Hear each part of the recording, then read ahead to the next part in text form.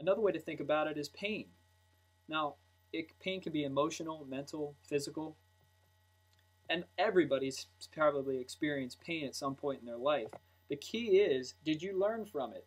So, as an example, when you're young, put your hand on the stove, you get burned, and you know that the stove has heat. So, the next time you see the stove, you're probably a whole lot less likely to touch it. The important thing is to gain meaning from the pain, to learn something.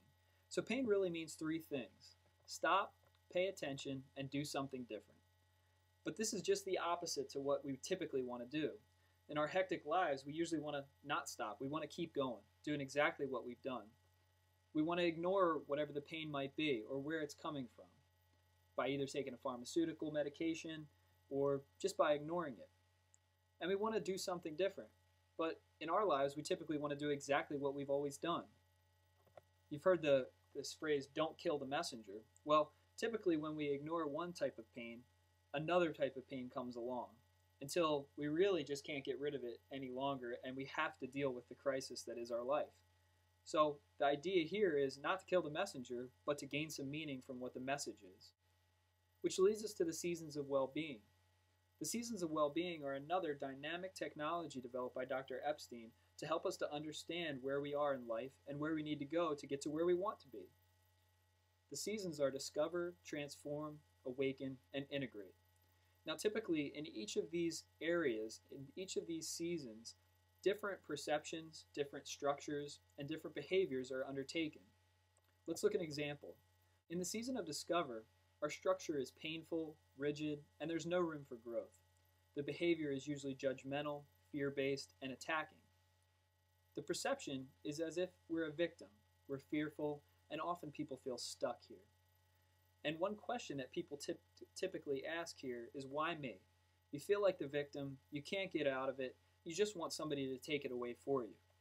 In contrast to that, in the season of transform, our structure is flexible, adaptable, growth-oriented, our behavior is deliberate, we seize opportunities, and we move towards gain.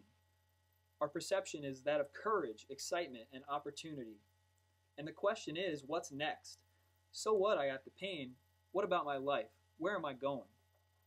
You can see the stark difference between discover and transform thinking. And now for yourself, try to categorize where you think you fall. As we move through the seasons over the course of a lifetime, we need things to help us be able to support our structure, take different behaviors, and have different perceptions that are going to lead us to growth and transformation. One of the things that we can use there is network spinal analysis and also somatorespiratory integration.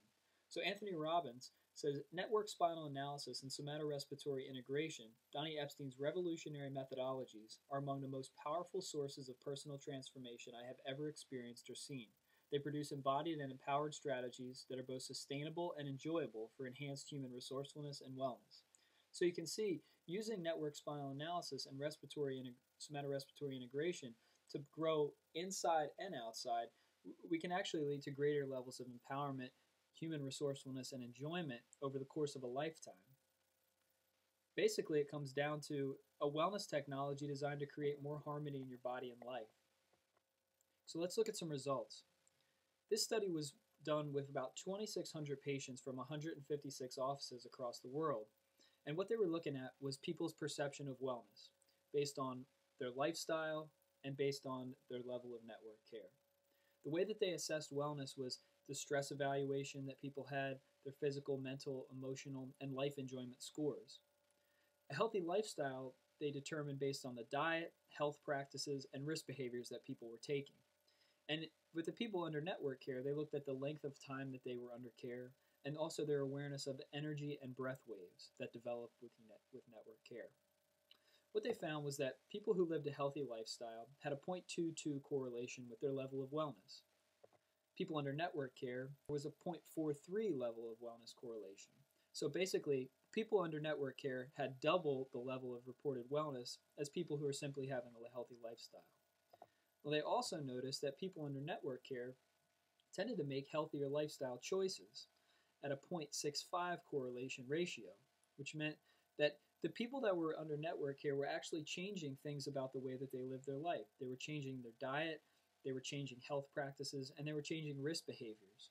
For example, There were people who had smoked for 20 or 30 years and all of a sudden decided that it didn't support where they wanted to go with their life, and so they quit. Now, I believe that this is because as the body shifts out of a stress type physiology and out of that surviving mode, you're able to have higher levels of awareness of what's going on. You're able to make better conscious choices. And really, ultimately, that's going to lead to a greater quality of life and greater control over your life. So basically, to summarize, reorganizational healing collectively is a transformative wellness paradigm that empowers people to seek greater levels of wellness and life enjoyment regardless of their circumstance. It's an empowering methodology that can be used by anyone at any stage in their life to create sustainable change and greater levels of wellness. This leads us to what I believe. I believe it's not about and you can fill in the blank, it's about your life. So if for you, the thing that's holding you back is pain, whether it's physical, emotional, mental, it's really not about that. It's about your life. It's about getting past what's keeping you from having the life that you deserve and getting to the life that you deserve. More harmony in your life equals a greater life. And ultimately, reorganizational healing can help anyone to experience greater harmony in his or her body and life. Thank you very much for being a part of this presentation. Any questions can be directed to saluschiropractic@gmail.com or www.thorndalechiropractor.com.